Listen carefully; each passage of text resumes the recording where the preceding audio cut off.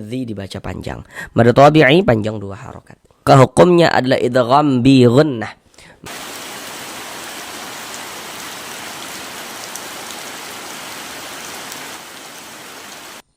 Assalamualaikum warahmatullahi wabarakatuh.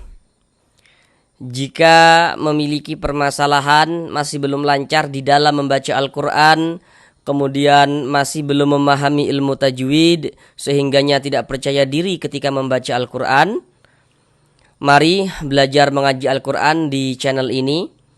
Di sini kami akan berupaya untuk membantu saudara semuanya, baik bapak dan ibu yang sudah lansia maupun saudara yang masih muda, yang kiranya memiliki permasalahan masih belum lancar dalam membaca Al-Quran, kemudian masih belum memahami ilmu tajwid. Maka di sini kami akan membantu saudara semuanya supaya bisa segera lancar di dalam membaca Al-Quran. Semoga dengan adanya video pembelajaran ini, semoga dapat memudahkan saudara semuanya dalam melancarkan bacaan Al-Qurannya, kemudian dalam memahami ilmu tajwid Al-Quran.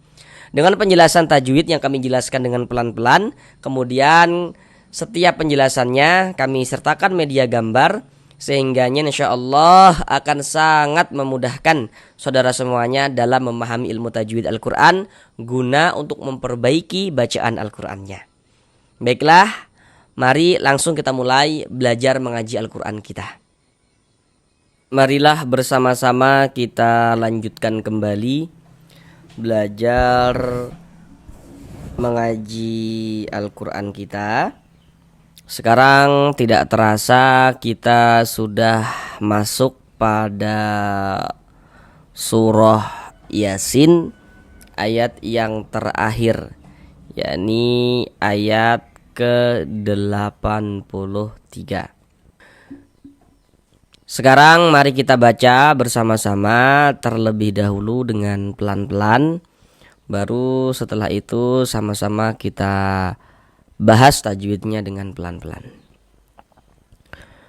Bismillahirrahmanirrahim.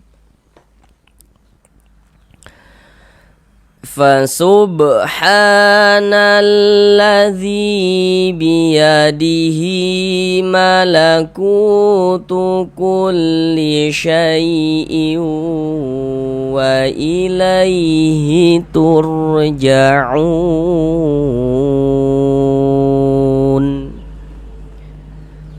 Sekarang mari sama-sama kita pelajari tajwidnya dengan pelan-pelan.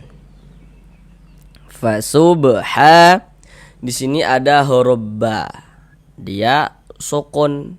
Nah, kita pantulkan. Sub begitu. Mengapa kok dipantulkan? Nah, perhatikan media gambar di layar. Huruf qalqalah ada 5, salah satunya huruf ba. Jadi huruf-huruf qalqalah itu kalau dia sukun, pantulkan. Huruf ba ini dia sukun kan nih, pantulkan. Sub mantul begitu. Dan ini dia masuk kepada qalqalah sughra, qalqalah kecil. Nah, mengapa begitu? Jadi kalau kita membaca Al-Quran, kalau kita mengaji Al-Quran ya, kemudian bertemu dengan huruf qalqalah, dan huruf qalqalahnya itu berada di tengah kalimat, atau supaya lebih mudah tuh seperti ini, karena dia berada di tengah bacaan kita begitu. Beda ceritanya kalau kita mengaji Al-Quran, kemudian kita itu berwakaf, berhenti tepat di huruf qalqalah, dia menjadi qalqalah kubra. Sedangkan ini kan kita tidak berhenti di huruf ba, ini tidak, dia berada di tengah bacaan kita, maka ini adalah qalqalah sughra atau qalqalah kecil. Fasubha, ha dibaca panjang. Kenapa kok ha dibaca panjang? Nah, perhatikan rumus 3 yang warna hijau. Kalau kita mengaji Al-Quran, bertemu dengan huruf, di atas huruf tersebut ada tanda seperti ini, tanda alif kecil seperti ini, atau harokat fathah berdiri. Harokat fathah atau tanda baca fathah itu kan bentuknya dia seperti ini, baris 1 di atas huruf seperti ini. Tapi kalau harokat fathah atau tanda baca fathah itu bentuknya berdiri seperti ini, berbentuk alif kecil seperti ini, maka ini menandakan huruf kalau di atasnya ada tanda seperti ini dibaca panjang. Sehingganya ha dibaca panjang. Mad tabi'i panjangnya 2 harokat. Fasubhanalladzi. Di sini ada hukum alif lam syamsiyah. Perhatikan media gambar di layar. Kalau ada huruf alif lam bertemu dengan salah satu daripada 14 huruf yang di samping itu, maka hukumnya alif lam syamsiyah. Di sini hukumnya alif lam syamsiyah. Huruf syamsiyahnya mana? Huruf lam ini. Ini huruf alif. Huruf lam yang satunya mana? Ini huruf lam bertasydid nih. Huruf bertasydid itu kalau diurai ada 2 huruf tuh. Maka ini ada huruf alif, ada huruf lam yang satunya, baru huruf lam yang ini ya. Maka ini walaupun huruf lam yang satunya itu dia tidak ditulis di sini, namun dari segi hukum dia ini tetaplah alif lam syamsiyah seperti itu. Fasubhanalladzi, dzi dibaca panjang. Kenapa kok dzi dibaca panjang? Apa tanda panjangnya dzi?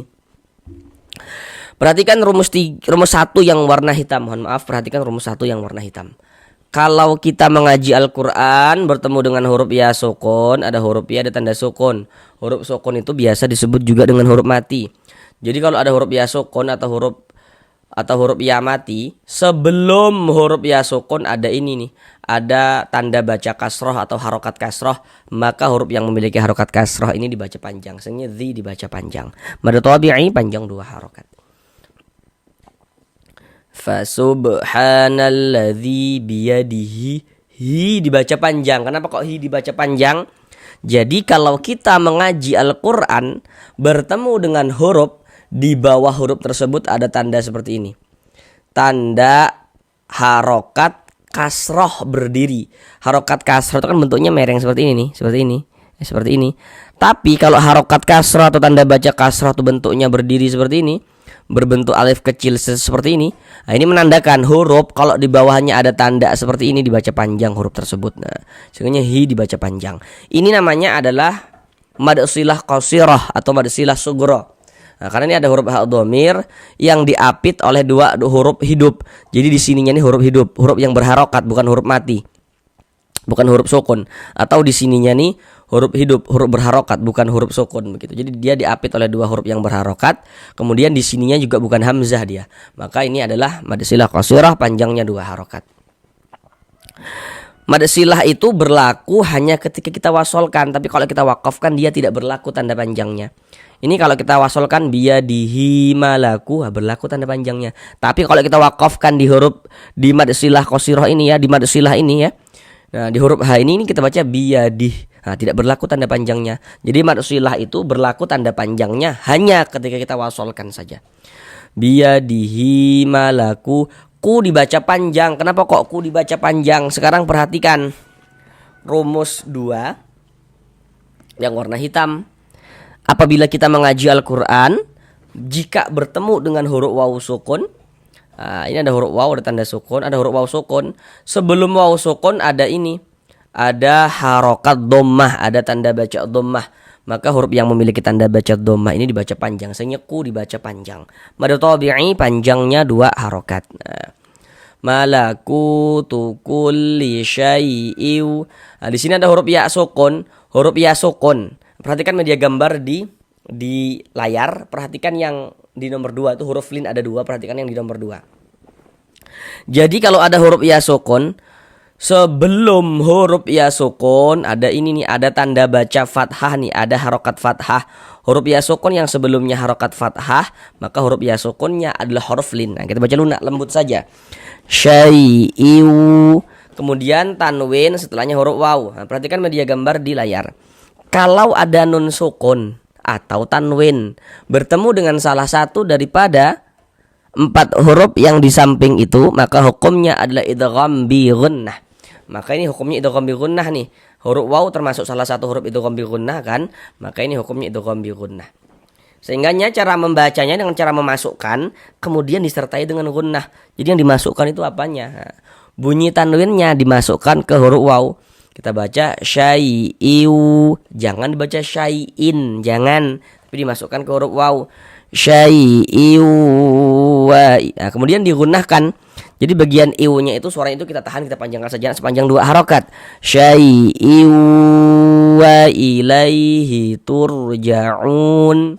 Huruf ya sukun sebelumnya harokat fathah. Nah, di sini media gambarnya tidak kami tampilkan lagi supaya kita bisa mengetahui tanpa media gambar. Ini huruf ya sukun, ini huruf ya ditanda sukun, huruf ya sukun. Sebelum ya sukun atau sebelum huruf ya mati ini ada harokat fathah nih. Tanda baca fathah. Maka huruf ya sukunnya adalah huruf lin. Nah, sama dengan yang ini tadi. Nah, tadi media gambarnya sudah kami tampilkan. Kita baca lunak. Wa ilaihi turja'un. Jadi kalau kita mengaji Al-Quran, jika bertemu dengan huruf ra sukun, sebelum huruf ra sukun ada harokat dhammah seperti ini atau harokat fathah. Cuman di sini yang kita ketemui dhammah, maka huruf ra sukunnya dibaca tebal, dibaca tafkhim sehingga pangkal lisan kita naik terangkat ke atas ketika kita mengucapkannya. Tebalkan huruf ra-nya. Turja'un. Un dibaca panjang. Ini namanya adalah mad arid li sukun, namun pada awalnya dia namanya mad tabi'i. Kenapa kok bisa berubah begitu? Perhatikan lagi rumus 2 warna hitam. Kalau kita mengaji Al-Qur'an apabila bertemu dengan huruf waw sukun, ini huruf waw, ini tanda sukun, sebelum waw sukun ada harokat dhammah nih. Maka huruf yang memiliki harokat dhammah ini dibaca panjang. Sehingganya dibaca panjang. Nah, samalah dengan ini. Kemudian mad tabi'inya bertemu dengan huruf yang kita sukunkan. Ditambah nun dibaca un. Nah, maka berubah nama menjadi mad arid li sukun. Panjangnya mad arid li sukun boleh 2 harokat, boleh 4 harokat, boleh juga 6 harokat. Yang terpenting konsisten dalam sekali bacaan. Maksudnya konsisten itu kalau mad arid li sukunnya kita baca 2 harokat, maka semua mad arid li sukun kita panjangkan 2 harokat. Kalau kita panjangkan 4, maka semuanya kita panjangkan 4 seperti itu. Huruf yang disukunkan mana begitu kan? Huruf nun ini. Nah, ini yang kita baca ja'un begitu. Nah, kenapa kok huruf nun disukunkan? Jadi kalau kita membaca Al-Quran kemudian kita berwakaf, kemudian kita berhenti ya tepat di huruf yang tidak dibaca panjang, hurufnya kita sukunkan. Ini kita mengaji Al-Quran nih, berwakaf kita nih, berhenti kita nih tepat di huruf nun. Nah, tadi apa kami katakan? Kalau berwakaf di huruf yang tidak dibaca panjang, hurufnya kita sukunkan, kita matikan. Sehingganya ini kita baca ja'un seperti itu. Sekarang mari kita ulang bersama-sama sekali lagi dari awal. Fasubhanalladzi biyadihi malakutu kulli syai'in wa ilaihi turja'un. Sampai di sini pembelajaran pada kali ini. Sampai bertemu di pembelajaran mengaji Al-Quran yang berikutnya. Assalamualaikum warahmatullahi wabarakatuh.